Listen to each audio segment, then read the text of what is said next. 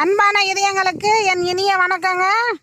இன்னைக்கு நாம நாட்டு சோளத்தட்டு சிகப்பு சோளம் தட்டு கட்டுவது எப்படி, செஞ்சோளம், அதை சிகப்பு சோளம்னு சொல்லுவாங்க.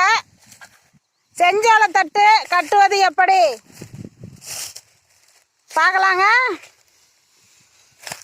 மாடுகளுக்கு தீவனமா கொடுக்குது.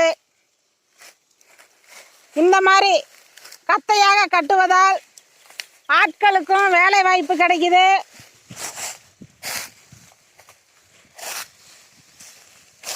பாருங்க எப்படி கத்தை கட்டுறதுன்னு. இதை இயந்திரம் விடாமல் நாமளே கத்தை கட்டினால்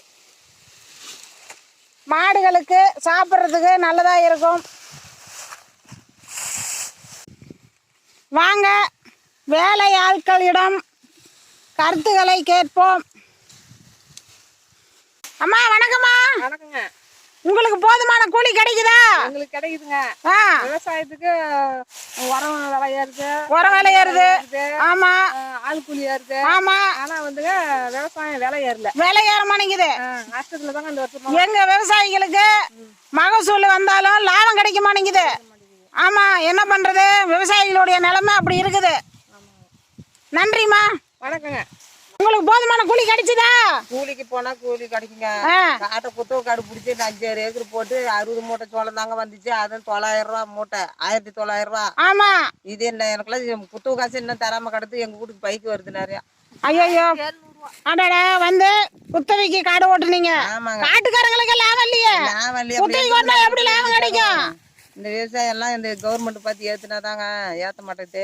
லாபம் கிடைக்க மாட்டேங்குது. விவசாயிகள் எல்லாருமே கூலிக்கே போலாம். காடு ஓட்டி லாபம் கிடைக்கல, விவசாயம் செஞ்சு லாபம் கிடைக்கல. சரிங்கம்மா, நன்றிங்கம்மா. போதுமான கூலி கிடைக்குதா? கிடைக்குது. இந்த சம்பளம் வாங்கிட்டு போய் தான் உங்க குடும்பம் நடத்தணுமா? ஆமா. இன்னைக்கு வேலைக்கு போனாதான் நாளைக்கு எங்களுக்கு சோறு சாப்பாடு. ஆமா. நிறைய பேர் இந்த குடிச்சுட்டு இந்த குடும்பம் ஒண்ணுமில்லாதே போகுது. குடிக்கிறாங்க நிறைய. அந்த மதுக்கடையை மூடணும். அன்னைக்கு சம்பாரிச்சா கூட கொஞ்சம் நிம்மதியா சாப்பிட்டுட்டு இருக்கலாம். குடும்பம் நல்லா இருக்கும். குடும்பத்திலயும் பிரச்சனை இருக்காது, பிரச்சனை வராது. இதனால எத்தனை பேர் சாவறாங்க. ஆமா, ரொம்ப ஆக்சிடென்ட் ஆகுது, நிறைய ஆகுது. எல்லாமே நடக்குது. நிறுத்தினா ஊர்ல மக்கள் கொஞ்சம் நல்லா இருப்பாங்க. சரிங்கம்மா, நன்றிங்கம்மா.